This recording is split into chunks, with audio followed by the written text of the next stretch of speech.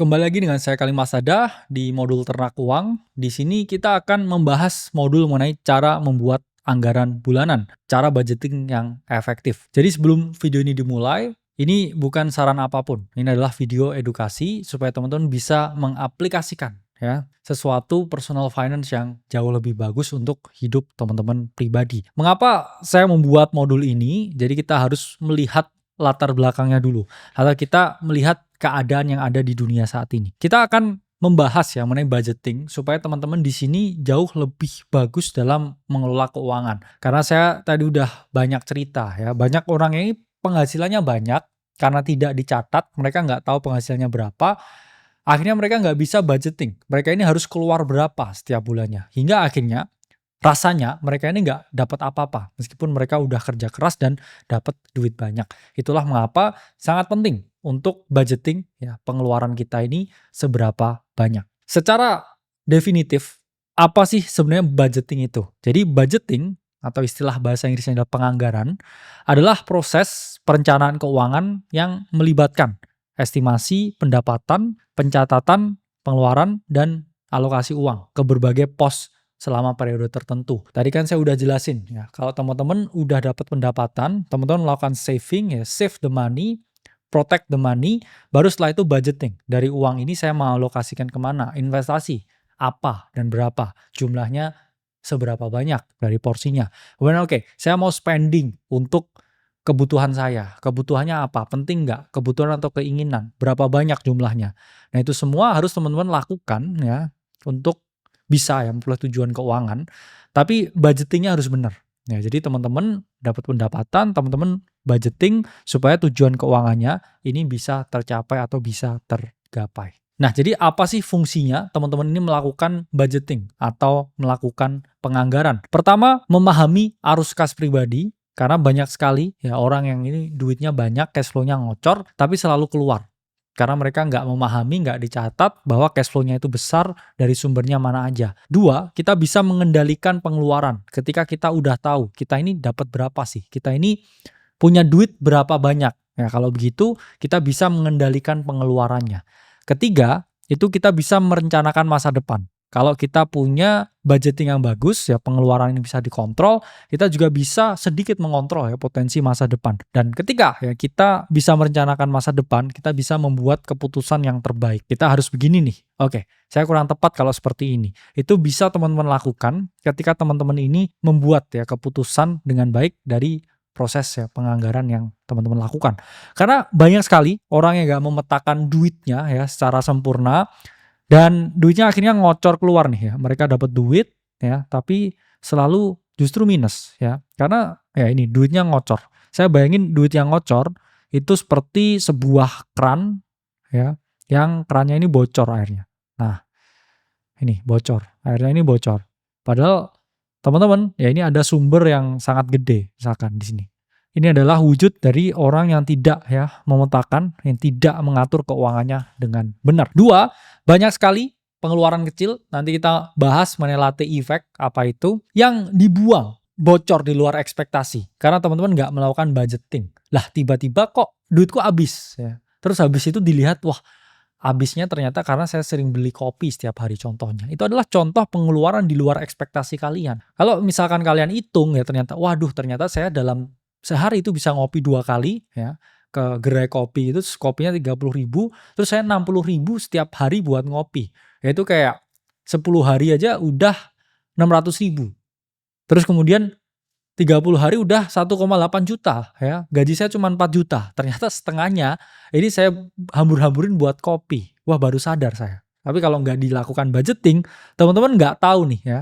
Kalau ternyata buang duit untuk kopi itu sebanyak itu. Jadi itulah fungsinya ya melakukan budgeting. Karena banyak sekali ya quotes on quotes yang keluar. Ya, duitnya bocor di luar anggaran. Dan dengan budgeting, ya kita bisa merencanakan masa depan yang lebih baik. Misalkan kita pengen, saya pengen pensiun dengan $1 juta, 16-an M. Di sini duit saya masih kayak $100.000 ya. Saya harus spending ya maksimal ya 10% setiap bulannya. Jadi misalkan hanya 10.000 ya.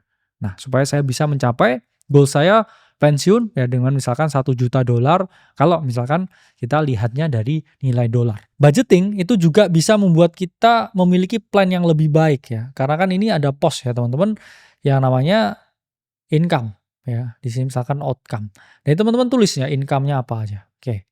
1 ya, 2. Oke. 3. Nah, kemudian ya outcome-nya ya ini harus teman-teman lebih sedikit ya daripada income-nya. Kalau teman-teman masih mau terakhir ini surplus ya. Kalau mau terakhirnya ini masih surplus ya, bukan minus, ya ini teman-teman harus ya melakukan budgeting dengan benar. Karena diatur dulu nih. Oke, saya punya income tuh 23, outcome saya tuh ya harus lebih sedikit dan supaya ya saya masih bisa surplus duit saya di akhir bulan atau di akhir hari. Gimana cara melakukan budgeting secara spesifik? Oke. Ada banyak sekali teknik di luar sana, tapi ini yang saya jelaskan adalah teknik yang paling umum ya, paling populer. Ada plus minusnya, ada yang bisa diterapkan, ada yang tidak. Pertama itu adalah teknik 50 30 20. Dan kedua ya ada teknik pay yourself first. Dan ketiga ya itu adalah teknik value budgeting. Apa itu teknik 50 30 20? Ya ini adalah teknik yang dikemukakan oleh Elizabeth Warren ya, senat di US dan pakar ekonomi juga. Beliau ini mengungkapkan kalau kita menggunakan 50 30 ya misalkan kamu punya duit 10 juta setiap bulannya, 5 jutanya ini bisa kamu gunakan untuk kebutuhan. 3 jutanya ini untuk bersenang-senang. 20%-nya, 2 jutanya ini untuk investasi ya. Misalkan kamu punya duit setiap bulan ya. Ini misalkan ya 10 juta. 5 jutanya ini untuk bayar kos-kosan, bayar biaya kendaraan, kemudian untuk teman-teman makan. Ini biaya kebutuhan, bayar bensin. 3 jutanya untuk kamu misalkan mau beli baju, ya staycation, jalan-jalan, ngado temen, dan 20% ya ini untuk tabungan ya 2 jutanya ditabung atau diinvestasikan. Jadi goalsnya ya 50 30 20 ini kamu ingin ya kebutuhan ini tercukupi karena piramida dasarnya, tapi masih punya ya namanya work life balance ya, bisa bekerja tapi juga ya masih oke ya kepinginannya terwujud dan ya 20% ya ini adalah proteksi dari kita memiliki ya dengan tabungan dan investasi. Cuman ini nggak relevan kenapa? Kalau misalkan kamu jadi high net worth individual setiap bulan dapat 1 miliar, nggak mungkin ya kamu spending 500 juta kalau kamu hidup di Jakarta setiap bulan. Itu yang ada kamu mungkin beli ya semua baju di butik-butik mahal dan kamu setiap hari ya makan sampai puluhan juta. Ya, tapi kalau kamu nggak seperti itu ya itu nggak relevan. Jadi di titik tertentu ya kalau penghasilan kamu jauh lebih gede 50 30 20 ini tidak bisa diterapkan sama sekali. Dan kalau mau ya kamu growth-nya yang agresif, saya modifikasi nih. Misalkan kamu punya gaji 10 juta. Kalau mau menggunakan teknik 50-50 ini juga bisa. Jadi 50% untuk kebutuhan, 5 jutanya, 3 jutanya, misalkan 30%-nya untuk keinginan, coret, nggak ada keinginan, tapi 50%-nya untuk saving atau investing. Ini juga bisa. Misalkan punya duit 10 juta, oke, udah punya tabungan, oke, udah ada dana darurat, dari kedepannya nih ya kamu punya duit 50%-nya atau 5 jutanya, misalkan kamu spendingkan, 5 juta sisanya kamu untuk investingkan, itu juga bisa. Itu adalah teknik yang cukup agresif. Nah, kemudian ada teknik pay yourself first. Di mana teknik ini harus memprioritaskan tabungan terlebih dahulu dibandingkan hal-hal yang lain. Jadi misalkan nih ya, kamu punya gaji, oke. Jadi dibalik ya. Tadi kalau piramida ini kan dari kebutuhan dulu. Sesuatu yang dibutuhin, diinginin, baru yang ditabung. Tapi kalau ini, ya ini kebalik ya.